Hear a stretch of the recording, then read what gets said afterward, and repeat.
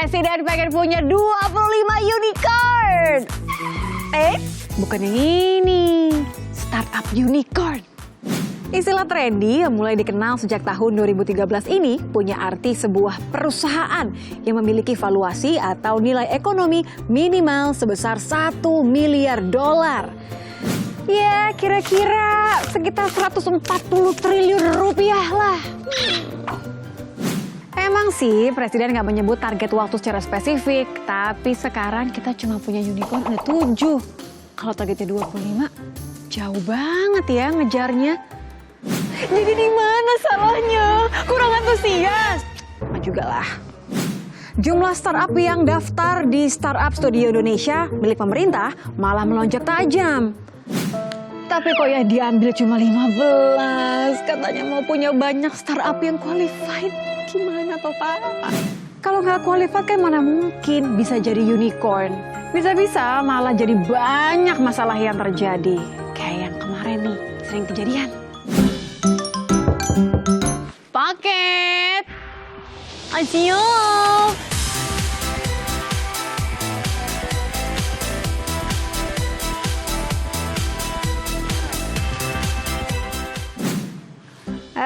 Buat Ibu Code. Bener, Code. Saya buka dulu ya. Bayar dulu, Bu. Intip dikit aja. Saya mau bayar loh. Jangan, saya yang disalahin. Enggak usah lah gimana. Saya pesannya berlian, datangnya bansos. Ibu maunya apa sih, Bu? Ayolah, dikit aja lah. Bu mau lihat isinya, saya liatin deh. Gitu deh, saya viralin ya. Viralin nih. Viral, biar viral. Nah, mainnya viral. Ibu juga bisa. Saya juga bisa nih, Bu. Nah, hey guys, lagi Code nih. Ingat, setiap peluang bisa jadi cuan. Jadi jangan sampai kesempatan yang ada menghilang karena rasa tidak aman dan tidak nyaman. PR masih aja di depan mata, banyak banget nih. Gimana cara ngakalinnya? Ngopilah, rapat sekarang. Startup itu seperti perusahaan pemula umumnya. Didirikan untuk mencari laba dan menegakkan hidup. Yang membedakan adalah startup dirintis dengan memanfaatkan kecanggihan teknologi, informasi, dan komunikasi untuk melayani konsumennya. Apakah demikian? Oh Nitya. Wih, ini suatu kemajuan loh. Nama aku dimasuk dalam lirik, makanya. Jadi, tapi memang kadang-kadang kita harus menambahkan sesuatu ya, adding something. Apalagi kalau tantangannya adalah tantangan ya era digital gitu kan. Semuanya kan bergerak maju. Mungkin kalau dulu kita buka toko, yang penting produk enak, kualitas bagus gitu kan, lokasi strategis. Wah, sudahlah ini uang mengalir gitu kan. Tapi kalau sekarang ketika pandemi orang nggak bisa datang ke tokonya. Nah itu kadang-kadang kita harus adding something special. Dan meminjam itu, kehebatan dunia teknologi informasi. Nah itu dia, itulah kenapa akhirnya menjadi penting ketika kita membantu untuk membantu proses migrasinya UMKM ini ke industri digital gitu kan. Nitya hari ini mau ngobrol, kan kalau cuma berdua aja kan kayaknya nggak lucu ya. Jat ya. Kita sudah kedatangan nih ada 2 tamu yang bergabung bersama kita hari ini. Ada Mas Ino, aku langsung aja manggilnya Mas Ino ya. M. Nur Sutrisno, founder and CEO dari We Help You. Atau mungkin sebelumnya sudah pada mengenal nih kalau dari logonya ya. Sama ada Mas Yoshiki Raffi Rahmadi dari Ovento. Terima kasih sudah join, sudah gabung bersama Nitya dan juga Om Jody. We're talking about, kita ngomongin soal adding something specialnya tadi. Karena semua tahulah pandemi sebagai disrupsi terbesar memaksa semua pelaku usaha untuk ya permainannya berbeda, model bisnisnya juga udah harus beda. Pertanyaannya adalah di mana nih kontribusinya, di mana perannya sampai akhirnya masing-masing We Help You bisa berdiri, kemudian juga Ovento juga bisa gitu. Boleh dong diceritain dulu masing-masing siapa nih yang mau mulai? Mau Sweet atau mau siapa yang mau duluan atau berdasarkan? Dari Abjad Raffi dulu. Aku baru mau bilang berdasarkan umur gitu kan, oh enggak. Nggak. Kalau umur yang muda dulu. Nah itu dia, tetap ya, pokoknya gimana pun juga mau berdasarkan apa, pokoknya Raffi dulu gitu ya. Rapi dulu pokoknya. Padahal kan satu batch nih ya, ya nggak apa, it's okay lah. Mas Raffi boleh diceritain sama Nitya sama Om Jody, Ovento ini sebenarnya apa yang diusung? Kenapa kemudian ada Ovento ini? Ya, jadi itu dari pas kuliah, emang pengen buat usaha dan lain-lain. Cuman kita mikirnya tuh selalu kayak kalau ngebuat usaha sendiri pasti itu risky banget dan pastinya juga untuk kegagalan pasti lebih tinggi. Jadi kita tuh mau pas balik dari universitas tuh mau beli bisnis franchise. Pas sudah proses pembelian tersendiri, akhirnya kita ngelihat nih problemnya 2-3 bulan nggak dapat akhirnya. Jadi ide tersebut untuk membuat marketplace franchise dan peluang usaha itu terbangun gitu. Nah, bertujuannya ini untuk membantu dan memberi layanan kepada calon pembuka dan yang akan membuka usaha. Oke. Jadi aku konfirmasi nih, awalnya justru mau bikin franchise, biasa kan anak kuliah gitu kan. Apa nih? Oh, kita franchising aja. Ternyata karena sulit, justru malah di situ menemukan permasalahan. Karena biasanya kan selalu menemukan permasalahannya dulu ya, baru bikin ada solusinya. Oh, oke. Kenapa kita nggak bikin marketplace untuk franchising aja gitu ya? Oh, oke. Dari tahun berapa berarti diceritakan mungkin perjalanannya? Kita tuh masih lumayan baru ya, jadi kita mulai di 2020 Februari, tapi pembangunan sistemnya sendiri itu sekitar 8 bulan, dan kita baru beroperasi full di Januari gitu. Oh, I see, oke. Januari juga momen besar ya untuk We Help You ya, ini ada sedikit perubahan. Tapi boleh diceritakan kembali ke kita deh, Mas Ino gitu. We Help You ini akhirnya memutuskan untuk berkontribusi soal apa? Oke, jadi kalau tadi cerita background sedikit dulu lah ya. Jadi boleh. Saya ini backgroundnya nih bukan dari dunia IT gitu. Jadi background pendidikan saya itu dari teknik sipil, which is anak sipil udah pasti alurnya ya jadi kontraktor atau developer agak property, jauh gitu ya kan. melencengnya ya. Jauh banget. Cuma in the end menemukan persamaan dalam perbedaan lah gitu intinya. Nah, terus Apa kemudian tuh? ya makanya walaupun beda teknik informasi sama teknik sipil, cuma ada persamaan yang namanya insinyur tuh ditantang selalu untuk solving problems kan. Nah jadi waktu itu mungkin karena background bukan dari IT, jadi ketika ngelihat satu permasalahan yang bisa diselesaikan dengan teknologi informasi, jadi ngelihatnya kayak out of the box gitu loh. Jadi kalau kami ngelihatnya We Help itu dimulai gara-gara gini, nih kebanyakan teman-teman founder startup yang lain, mereka ibaratnya kalau ini saya pakai analogi tahun 1848 waktu terjadi gold rush gitu, semua orang berlomba-lomba untuk membuka tambang emas gitu.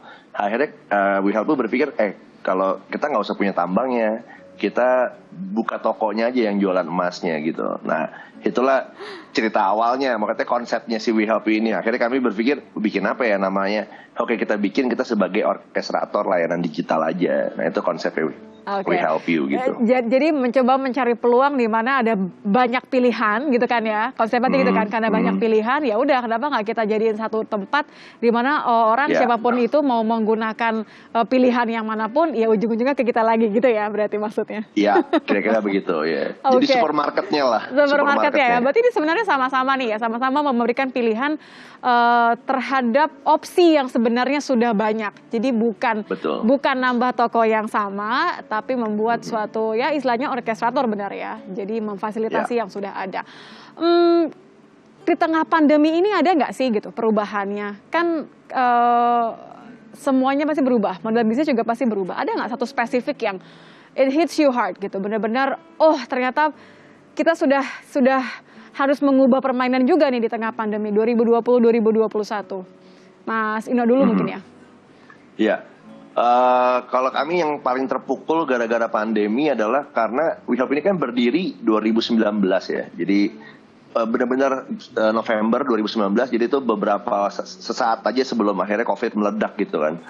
Jadi yang paling memukul dari adanya COVID adalah karena kami nggak nyangka di tahun 2020 transaksi akan begitu besarnya, karena waktu itu ya servernya We Help You itu masih dibikin ya, kami baru ngitung kayaknya transaksi nggak mungkin gede-gede amat lah, namanya startup baru gitu kan. Ternyata pas 2020 awal tuh bulan-bulan keempat itu terjadi ledakan ledakan transaksi sehingga sempat beberapa kali server down tuh di We Help You. Jadi kami nggak nyangka waktu itu. Jadi kalau dari sudut pandangnya We Help You, justru memang dengan adanya pandemi kemarin, bukannya bersyukur ya, tapi itu yang membuat mungkin orang akhirnya mau nggak mau, karena tadinya orang nih nggak butuh sama logistik, karena sekarang nggak boleh kemana-mana, ya mereka akan mereka mulai mencari pakai siapa nih mau ngirim barang nih gitu.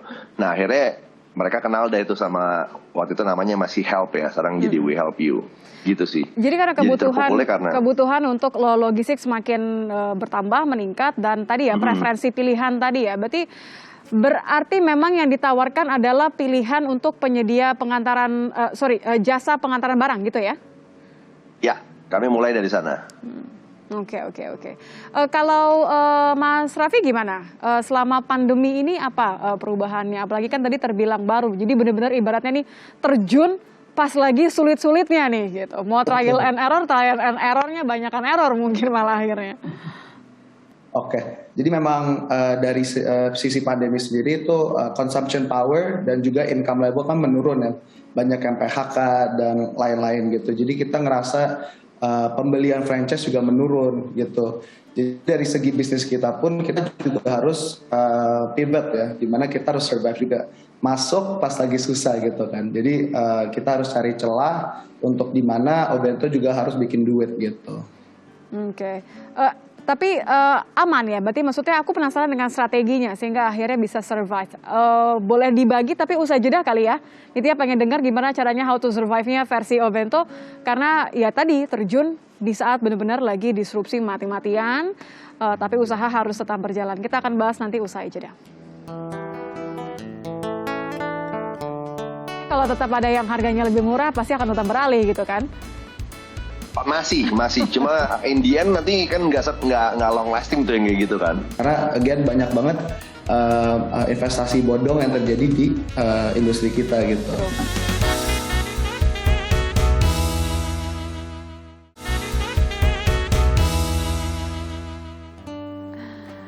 Nah, sekarang ngomongin strategi, ini yang paling penting nih, Om Jo. Karena kan siapapun bisa memulai gitu kan. Tapi kan untuk mempertahankan itu yang pasti paling sulit.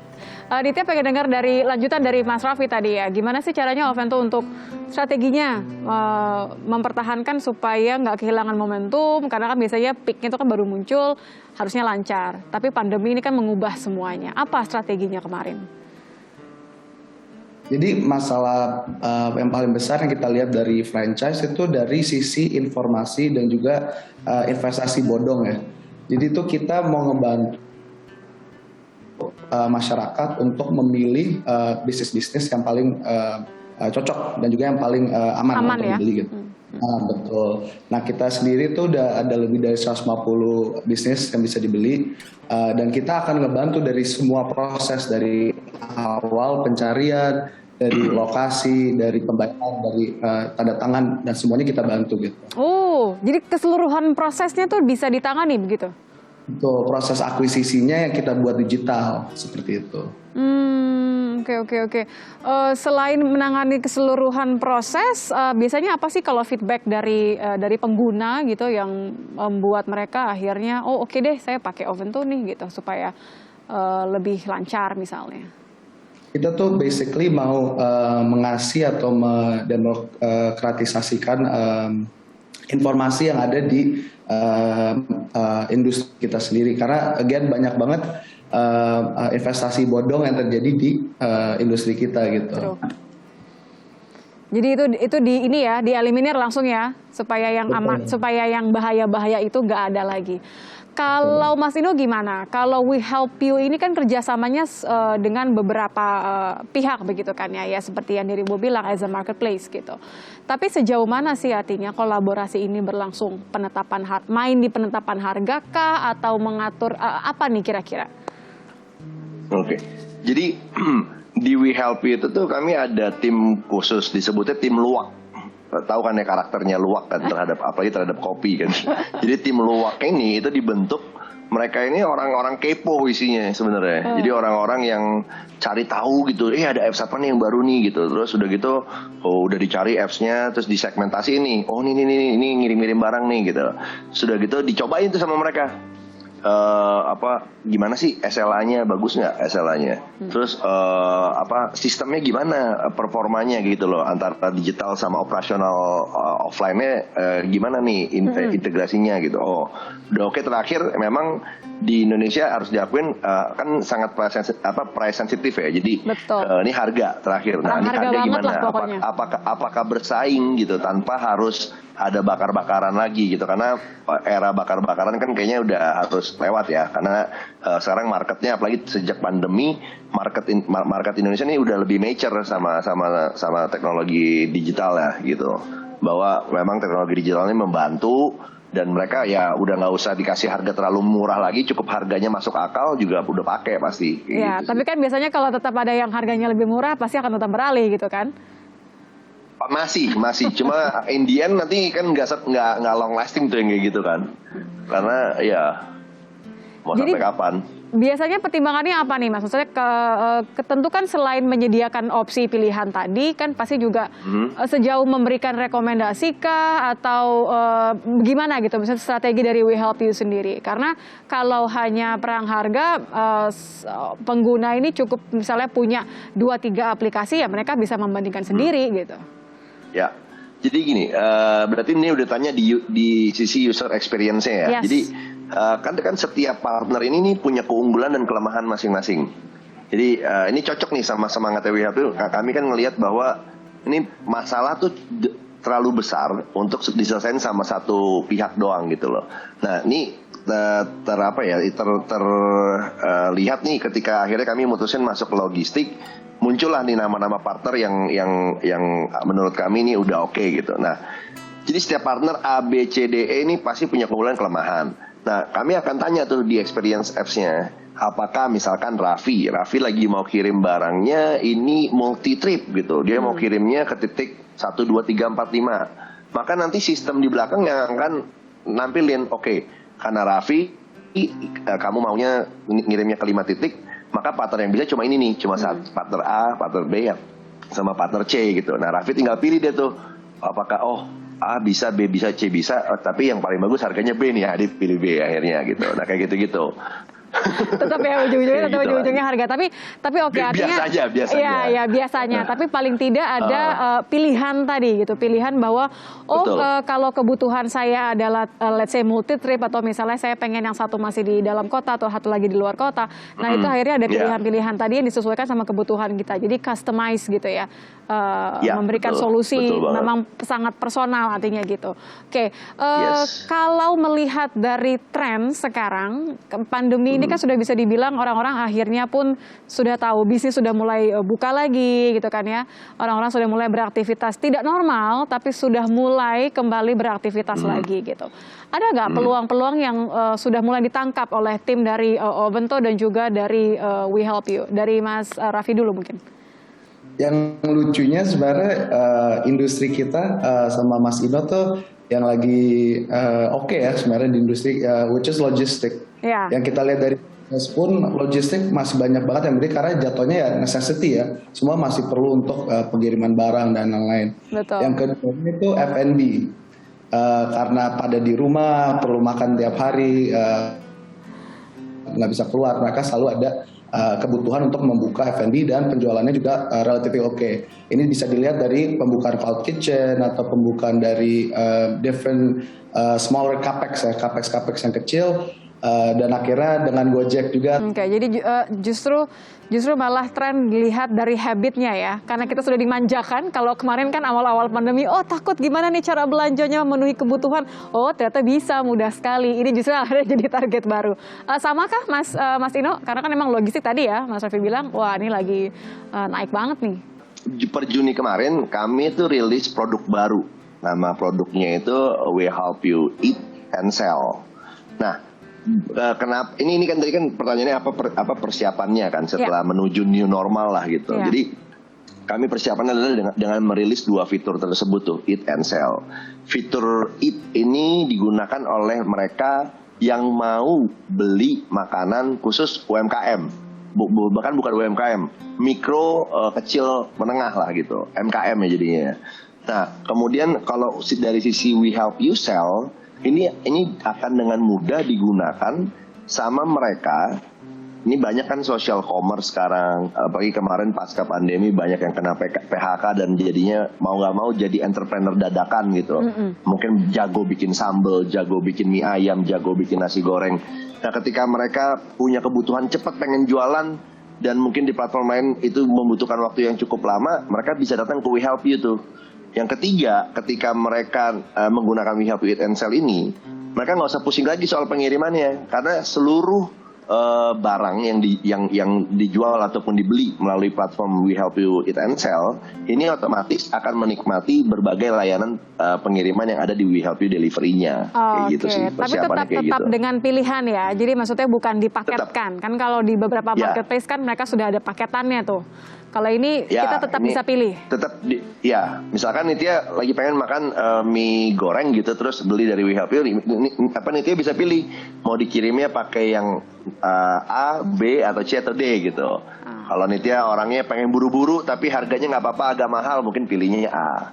Kalau pengennya nggak apa-apa lah agak santai nunggu agak lama sedikit tapi harganya murah, mungkin pilihnya yang C kayak gitu. Oke, menarik ya. Ini masih ongoing proses berarti? Udah rilis di Juni kemarin. Juni kemarin. Oke. Sip. Artinya merambah tapi dengan tetap menyediakan pilihan yang tadi. Oke. Yang menarik adalah Mas Ino bilang tadi fokus kepada UMKM. Nitya mau bahas lebih lanjut soal bagaimana akhirnya semua startup ini punya kontribusi untuk UMKM di Indonesia karena mereka yang nampaknya perlu dibantu untuk migrasi dan untuk berkembang. Kita akan bahas nanti, Nitya akan undang Pak Semi juga usai jeda.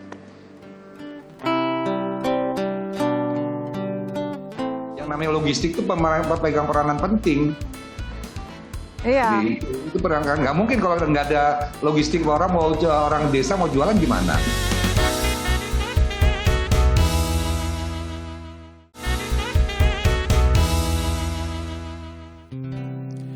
Digital startup dirintis di dunia yang serba canggih untuk memberikan solusi atas masalah yang dihadapi masyarakat. Tentu ini bukan perkara mudah. Jurus yang paling jitu adalah bagaimana visi dijalankan sebagai aksi.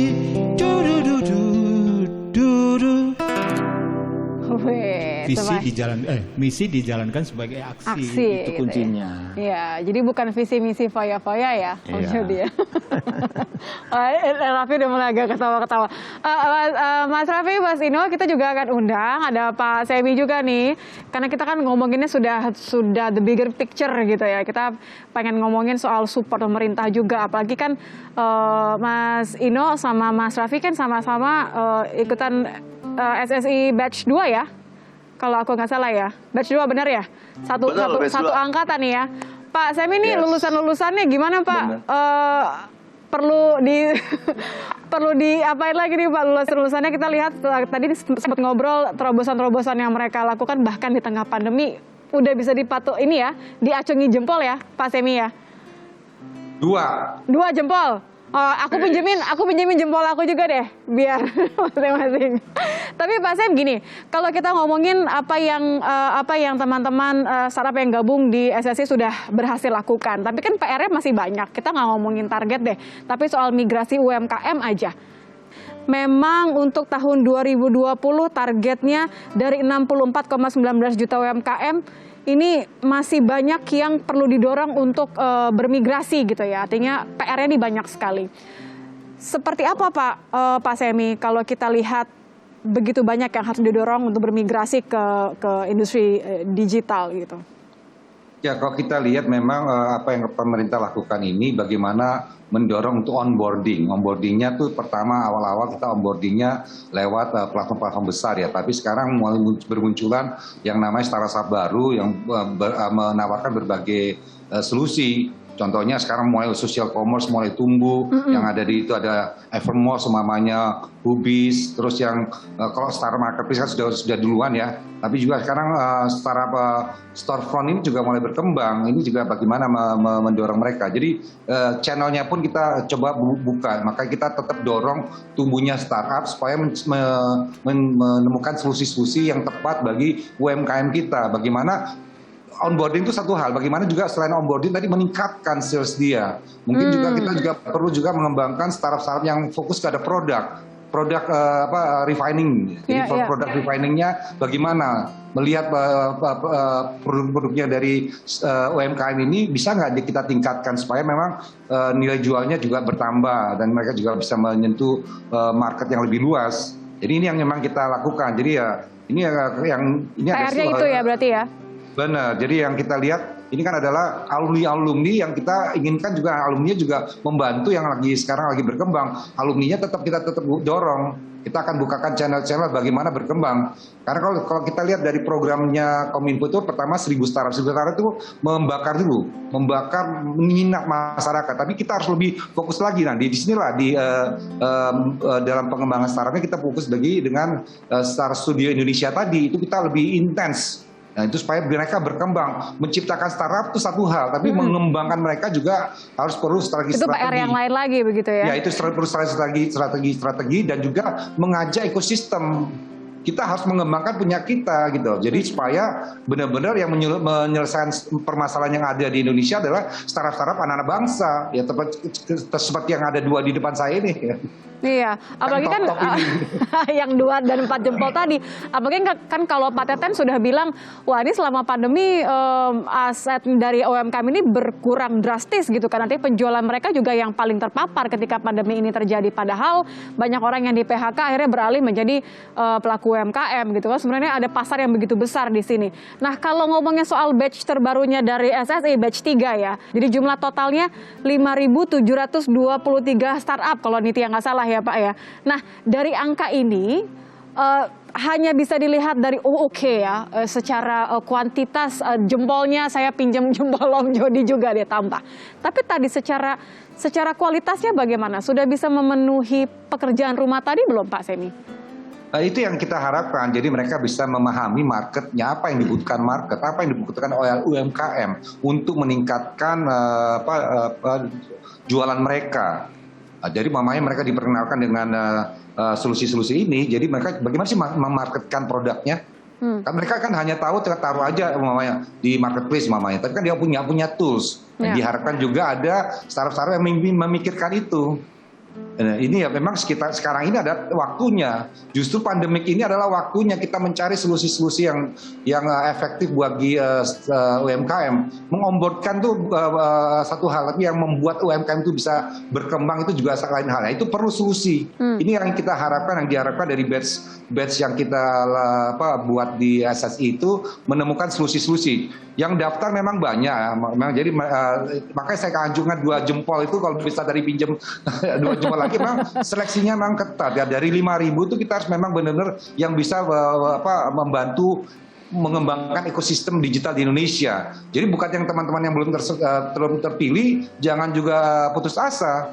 Mungkin perlu juga memperbaiki solusi-solusi yang mereka ciptakan. Ya, jadi benar-benar solusinya benar-benar bisa bermanfaat gitu ya. Nitya pengen ke Mas Raffi deh. Mas Raffi, kalau memang basic yang diusung oleh Avanto adalah franchising, nah sejauh mana nih kalau UMKM menjadi fokus utama PR begitu ya, supaya semua startup di Indonesia itu bisa akhirnya mensupport, menambah nilai dari produk yang dijual oleh UMKM ini? Kami melihat prospek untuk bisa kerjasama dengan Pemda untuk bisa membantu ekspansi UMKM waralaba ke seluruh Indonesia, dari Sabang sampai Merauke. Nah, dengan proses digitalisasi kami membantu para pelaku usaha untuk bisa mengakses lokasi-lokasi yang cocok untuk pembukaan gerai cabang, dan bisa membantu dengan pengurangan timeline proses akuisisi dan pembelian franchise as a whole. Jadi kita bisa membantu dari seluruh proses akuisisinya.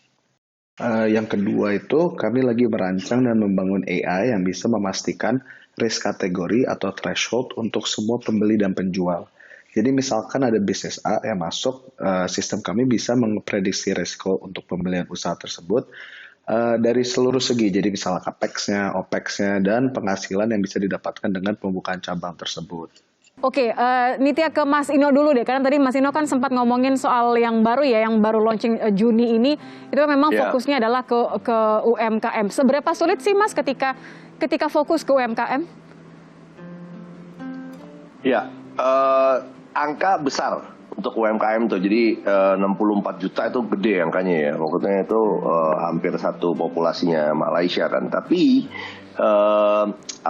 kalau dihitung dari skala Indonesia sebenarnya jumlah UMKM 64 juta itu tergolong masih kecil ya, karena baru 20%-an aja kan jumlahnya. Nah akhirnya kami ini begitu kemarin Juni rilis produk Eat and Sell, kami bekerja sama juga nih dengan beberapa provider internet gitu, dan karena kami lihat masalah utamanya adalah salah satu yang paling basicnya adalah keterbatasan akses internet ini dan device gitu. Sebabnya kami tap in lah ke mereka ini yang punya jaringan internet dan punya program bundling smartphone gitu ya. Dan akhirnya pas dikenalin, jadi ternyata setiap internet provider ini juga udah membina beberapa organisasi yang berfokus sama UMKM gitu. Dan pas kami coba pilih salah satu yang paling kuat dan masuk, ternyata UMKM ini kendalanya adalah yang paling basicnya itu mereka ini selain tadi masalah akses internet ya, mereka tuh masih suka ke distract antara pemanfaatan internet untuk main-main, dalam tanda kutip maksudnya media sosial, hiburannya. Makanya aplikasi-aplikasi yang jadi kalau personal kayak use dengan bisnis gitu ya? Ya, tapi untuk edukasi tentang atau informasi tentang aplikasi yang justru sebenarnya produktif, ini mereka minim gitu loh. Nah ini yang kami ingat ya, ini satu masalah. Tapi kalau bagi pebisnis biasanya itu satu peluang gitu. Dan kami ngeliat berarti marketnya gede, yang bisa di shifting itu juga gede, yuk kita kerjain gitu. Gitu sih. Selain tadi memastikan bahwa mereka support untuk akses gitu ya, untuk akses internet, kemudian pemahaman penggunaan literasi, ini kan PR ya. Kita udah ngomongin soal literasi digital ini kan sebenarnya sudah bertahun-tahun PR-nya, ternyata memang masih harus dikerjakan juga gitu. Pak Sembi, artinya kan sebenarnya jelas ya ketika sudah masuk ke ranah mereka nih gitu kan, mereka lulusan alumni gitu ya, alumni dari HSSI yang ini kebetulan batch-nya sama nih, batch 2 gitu. Mereka menemukan beberapa problem di lapangan, mulai dari akses internet dan lain-lain. Ini kan sebenarnya butuh support besar nih Pak, dari banyak stakeholder gitu. Nah, bagaimana kemudian membantu para alumni ini untuk membantu UMKM? Jadi ini kayak double stage ya, double stage untuk membantu begitu. Help me to help you kan gitu. Jadi kalau saya lihat, jadi memang tadi permasalahan yang disebutkan Ino ini memang yang kita akan selesaikan. Kalau kita bertransformasi, kebutuhan dasar adalah connectivity. Ini yang kita selesaikan, walaupun bukan di tempat saya, di Dirjen yang lain. Ini kita lagi menggelar. Yang BTS ada 12.000 lebih BTS yang akan dibangun di desa-desa. Jadi nanti di desa-desa pun juga punya akses 4G, dan kita sedang membeli yang namanya satelit, sedang dipesan, nanti akan diluncurkan 2023. Itu akan ada 3 satelit, jadi 2003 tahun depan kita mulai order lagi untuk diluncurkan berikutnya. Nanti akan tiga satelit. Itu semua tadi untuk mengatasi yang namanya connectivity. Jadi memang kita kan topologi negara kita ini challenging sekali ya. Pulaunya aja banyak sekali. Betul. Nah ini dan belum lagi situasi gunungnya segala macam, itu kan banyak hambatan untuk menggelar yang namanya infrastruktur. Makanya kita tetap harus punya satelit. Jadi itu pertama, itu kebutuhan dasar untuk kita masuk ke dalam transformasi digital, khususnya ekonomi digital. Infrastrukturnya kedua adalah yang lagi bangun oleh Mas Ino ini. Jadi ya memang yang namanya logistik itu pemegang peranan penting. Iya. Jadi, itu nggak mungkin kalau nggak ada logistik, orang desa mau jualan gimana. Nah yang ketiga adalah payment. Ini payment itu dasarnya, itu baru dasar. Itu syarat dasar. Infrastruktur, logistik yang memadai, dan payment system yang memadai juga. Nah baru semuanya akan berkembang. Tadi yang Rafli juga lakukan ini kan adalah melengkapi kebutuhan proses transformasi kita untuk mengembangkan tadi ekosistem. Nah, yang dilakukan juga nih Inno ini juga menarik. Jadi ini bisa jadi percontohan. Yang namanya inovasi itu kalau kita berinteraksi, kita berkolaborasi, pasti ketemukan lagi. Tadi kan buktinya dengan tadi Inno pergi-pergi dengan teman-teman dari ISP, ternyata ada juga yang mereka kembangkan, gue bisa bantu deh kayak gini. Nah inilah, itulah ekonomi digital, inklusif. Jadi kita memang berkolaborasi. Kalau dulu kan orang maunya kerja sendiri, nah itu beda. Pebisnis anak muda seperti Inno dan Raffi itu sudah berbeda. Mereka mau sharing kok. Sharing knowledge-nya, sharing risikonya, sharing juga bisnisnya. Karena mereka lebih senang tumbuh bareng, bukan saling bersaingan, malah saling melengkapi. Ini yang konsep-konsep baru yang kita ingin dorong supaya nanti kan kalau kita bertransformasi tadi persyaratan dasarnya, tapi juga ada masalah-masalah yang kita harus selesaikan. Betul. Menyelesaikannya itu bukan hanya digitalisasi, tapi juga merubah mindset. Nah, tadi ada literasi yang kita lakukan. Literasi itu ya bagi masyarakat bagaimana bisa mengadopsi, tapi juga kita melakukan literasi seperti program SSA itu adalah bagian daripada literasi, meningkatkan SDM kita di startup ya, di bidang startup. Ini yang kita lakukan. Biasanya orang akan semakin semangat Pak untuk membuat suatu bisnis baru atau misalnya mereka akan semangat untuk belajar kalau dikasih target, goal, capaian-capaian yang angkanya di wah gitu ya, sehingga mereka akan terpacu untuk itu. Kita akan bahas soal targetnya tapi usai jeda. Nitya masih ingat Presiden sempat menargetkan kita punya 25 unicorn dalam beberapa tahun ke depan. Seberapa visible atau mungkin malah sekarang sudah another chapter. Kita punya target lebih tinggi lagi.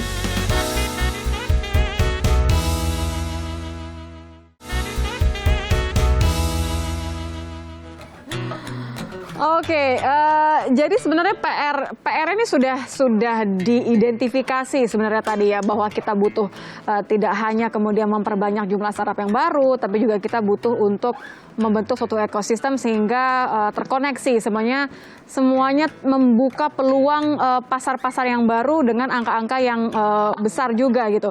Pak Semi, aku punya data potensi digital Indonesia tahun 2025 ini prediksinya nyampe 124 miliar dolar Amerika Serikat, sekitar 1,7 triliun kali ya kalau dirupiahin. 1.800 triliun. Sorry, ya benar 1.800 triliun, betul gitu kan. Nah, artinya kan potensinya ini bisa dibilang tertinggi di Asia Tenggara, walaupun masih 2025 sih, PR-nya kan masih agak panjang gitu. Nah, how to achieve that gitu? Gimana kita bisa menjadikan ini tidak sekedar prediksi gitu? Ya itu dia, jadi kan prediksi itu kan pasti ada ingredients yang ada. Jadi mereka bukan juga datang prediksi tanpa dasar, ada prediksi pasti ada dasarnya. Indonesia punya ingredients untuk bisa mencapai itu. Makanya kita siapkan yang startup ini, kuenya besar kali. Mau dilewatkan gitu aja atau teman-teman ini menggarap. Ya, bagi-bagi kuenya supaya semuanya berkembang bersama gitu ya. Benar, ini kalau enggak nanti ya kelewat aja, kita cuma numpang lewat gitu kan. Itu ini yang kita nggak mau. Nah ini yang kita siapkan supaya semua angle itu ada yang menggarap atau ada yang memikirkan. Permasalahannya banyak tapi potensi juga banyak. Kalau saya bilang kita ngomong ekonomi digital itu mungkin hanya prediksi awal ya. Itu luas sekali karena apa? Itu kayak kita ngebayangnya ekonomi digital itu kayak air di lautan. Kita mau datang ke laut itu bawa sendok, bawa gayung, bawa ember, atau kita pakai truk ataupun kita bangun instalasi. Sedot itu harus dibuat. Ya itu yang dibuat teman-teman. Jadi dia dari potensi itu kita buat sistemnya, kita carikan solusinya, kita distribusikan ke semua yang mengalami permasalahan yang sama.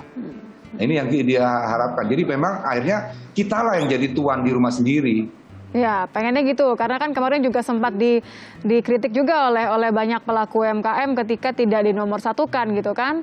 Bisnisnya akhirnya tidak membuat bisnis mereka berkembang. Saya pengen ke Mas Raffi. Mas Raffi, sudahlah pandemi ini kita anggap sebagai trial and error phase-nya gitu ya. Fase kita mencoba untuk berkembang di tengah kesulitan yang paling susah gitu. rencananya apa? Rencananya Oven tuh apa ke depannya ketika melihat targetnya ini luar biasa nih di 2025 peluangnya gede banget. Tapi kan tadi harus siap gitu, amunisinya harus siap. Oven tuh sendiri punya amunisi seperti apa? Jadi kita mau nge-boost UMKM untuk bisa berekspansi ke seluruh Indonesia. Karena itu kita bekerja sama dengan developer, property developers, dan juga cloud kitchen sekarang untuk bisa berekspansi ke seluruh Indonesia seperti itu. Kedua, untuk Obento sendiri, kita melihat prospek di mana kita bisa nge-target top funnel dari proses akuisisi ini. Top funnel yang saya bilang itu adalah sebenarnya leads untuk pembelian waralaba atau franchise yang bisa dibeli oleh franchiser atau pelaku bisnis lainnya seperti itu. Oke. Kalau We Help You gimana, Mas Ino? Tadi kan sudah ada nih kerjasama dengan UMKM. Adakah mungkin terobosan kayak bocoran ya? Kayak lagi ngasih bocoran nih, nextnya apa?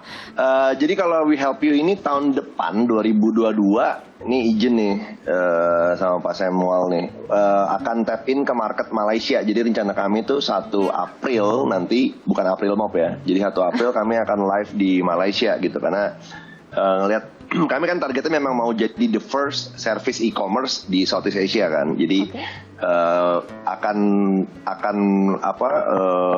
aneh kalau the first service e-commerce terus tahun di usia kedua tahunnya nggak tap in sama sekali ke market Asia Tenggara gitu. Jadi kami akan live di Malaysia April, dan target kalau 2025 itu supposed to be udah 2025 berarti udah harusnya sampai Filipina, Thailand harusnya dari rencana kerja kami gitu.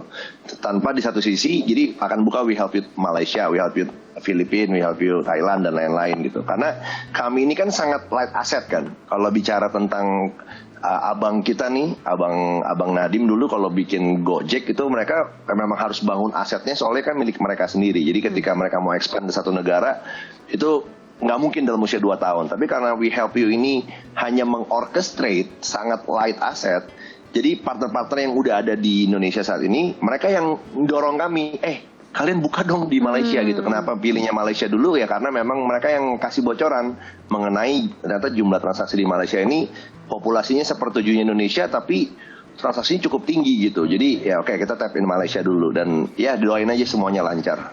Berarti ini nanti akan memungkinkan untuk transaksi pengiriman logistik gitu ya di negara-negara Asia Tenggara begitu ya? Ya, yang ada partner-partner kami yang udah ada sekarang ya. Oh, berarti ini kayaknya bakal langsung diserbu sama emak-emak Justip nih kayaknya nih ya. Ibu-ibu Justip kayaknya kan langsung hubungi nih kayaknya. Itu produk ketiganya WHB memang. Itu ya. namanya. Ya. Artinya kan memang kalau dilihat-lihat sekarang Asia Tenggara sudah terasa sangat dekat ya. Artinya mereka perpindahan antara warga antar negara di Asia Tenggara sudah sangat mudah. Kenapa tidak saja dibuka pasarnya sekalian akan menguntungkan. Oke, good idea. Terima kasih Pak Semi, terima kasih Mas Ino, terima kasih Mas Raffi sudah gabung sama kita, sharing semangatnya juga. Nitya yakin habis ini akan lebih banyak lagi yang ingin terjun, UMKM juga bisa terbantu untuk migrasi ke industri digital. Sekali lagi terima kasih, sehat-sehat. Nitya ingin meng-highlight bagaimana perubahan kadang-kadang mungkin terasa sulit, terasa pahit, tapi kita harus bisa belajar dari sesuatu yang tidak terlalu mengenakan seperti di nuansa-nuansa September ini ya, Om Jody. Ada nilai, ada pelajaran yang harus kita ambil. Ya. Silakan Om Jody. Dulu saya jadi wartawan itu mencatat peristiwa dengan tulisan. Sekarang saya jadi musisi mencatat peristiwa dengan lagu. Ini lagu tentang peristiwa di tahun 1965 yang sangat melukai hati umat manusia. Mudah-mudahan peristiwa ini tidak akan terjadi lagi. Kita saling memaafkan dan membangun bersama Indonesia. Terima kasih Pak Semi, terima kasih Mas Ino, terima kasih Mas Raffi. Salam sehat. Hari-hari kelabu penuh duka pernah kita lewati. Rumah-rumah terbakar, di jalan banyak yang mati. Anak-anak kehilangan ibunya, ibu kehilangan jiwanya.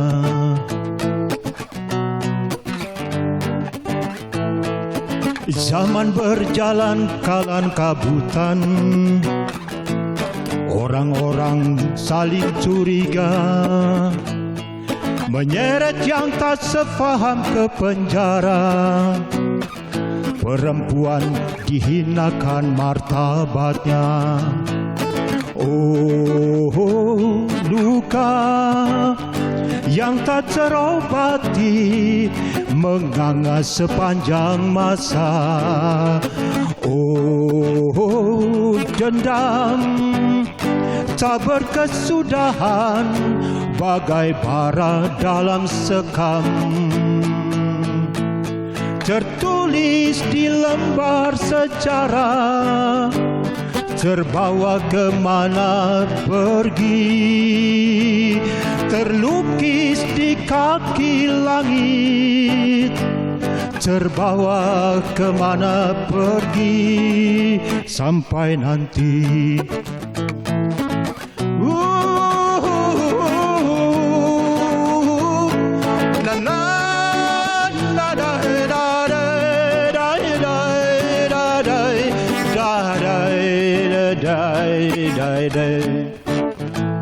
Oh, zaman yang berjalan kalang kabutan, orang-orang saling curiga, menyeret yang tak sefaham ke penjara. Perempuan dihinakan martabatnya. Oh, luka yang tak terobati menganga sepanjang masa. Oh, dendam tak berkesudahan bagai bara dalam sekam. Tertulis di lembar sejarah, terbawa kemana pergi, terlukis di kaki langit, terbawa sampai nanti, hingga mati, sampai mati, sampai mati, sampai mati.